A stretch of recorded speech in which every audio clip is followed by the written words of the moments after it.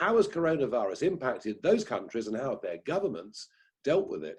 Today's story, I think, is going to be really fascinating because we're going to Greece. We're being joined by Yannis Katsoumitis, political and European affairs analyst based in Athens. Yannis, I've been looking at the Greek figures. You have a total death toll for your country of 151. How can that be compared to the rest of us? Well, it's a combination of measures, policies, and also of the Greek people's trust in the government. In the initial stages of the pandemic, the half of the cabinet was in favor of having a more relaxed measures rather than going into a complete lockdown. But the Prime Minister listened to the experts and decided that it was better to go for a lockdown despite the consequences on the economy.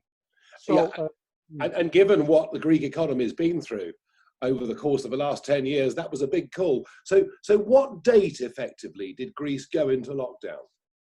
Well, it was the second week of March, and we were hearing news of death toll rising in Italy and Lombardy, and that played a significant role in the mentality of the people. They saw the primetime news and they were afraid that the next target of the pandemic would be Greece. So almost everyone obeyed the instructions of the government, although there were significant risks about having the economy going into a complete lockdown.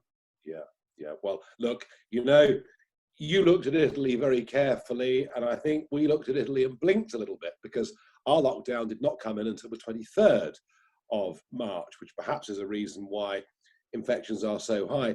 And in terms of the administration of the lockdown, was it a complete lockdown? Was it strictly policed? How did it work?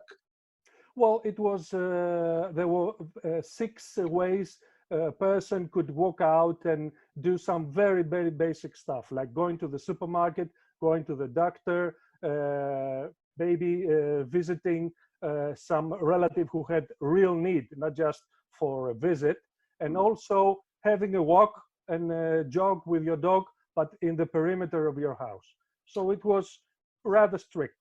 Yeah, no, absolutely. And what was the testing regime like? I mean, Greece's population is what, 12 million, roughly that sort of number? I mean, what was your daily testing figure? Well, that's a nice question, because Greece is not in the best achievers in testing, although they were very good in tracing.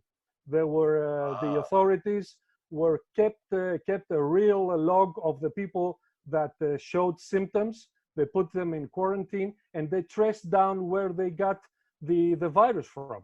So I guess the success, it's not from the quantity of testing, but rather from tracing the log of the contamination. Yeah, that's really interesting. Well, now you're sort of phase 2, effectively, of the easing of the lockdown. And from what I can hear, high school students have returned. Most shops are open. I mean, what's life like in Athens today compared with 4 or 5 months ago? Well, it's a completely different picture, because people are out in the parks, out in town squares, young people are gathering.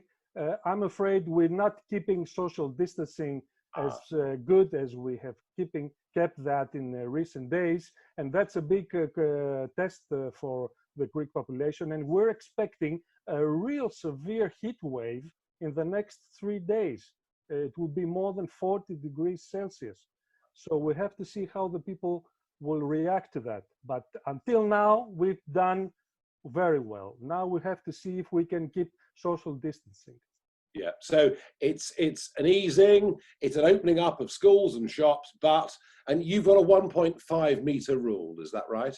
Yes, exactly. And also the authorities are very cautious about the use of masks in public transport, in big stores, in pharmacies, and in the workplace. Is it compulsory to wear masks? Yes, yes. It is. It's compulsory, yes. It's compulsory. So if I'm out on a train, in a shop, I've got to wear a mask. Yes, absolutely, yes. Thank you, Yannis, for joining us and sharing Greece's story. Very, Welcome. very interesting indeed. Thank you. Thank you. Bye.